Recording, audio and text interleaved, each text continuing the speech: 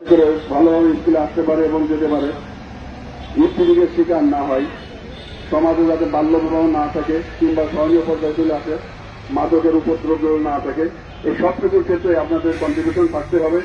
আপনাদের সামান্য সহযোগিতাই পারে এই অপরাধগুলোকে সমাজ থেকে সম্পূর্ণরূপে নির্মূল করতে।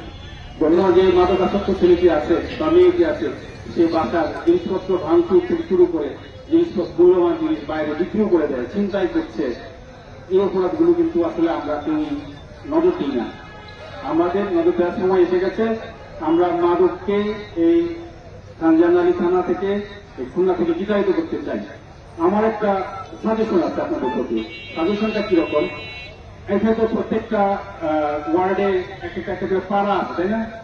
এই পাড়া ভিত্তিক আমি বলতে থেকে ক্লাস্টার করে এই ক্লাস্টারের কয়েকজন ভালো মানুষকে আমরা চাই, যারা আমাদেরকে সহযোগিতা করবেন। কিভাবে তথ্য দিয়ে সহযোগিতা করবেন যে এই এলাকাতে কারা কারা মাদক বেচতে আসে সন্ধ্যার সময়, সকালবেলা যে সময়তে এসছে, এটা গোপন থাকবে, কাউকে কেউ বলবে না, মানে অন্য কেউ জানবে না।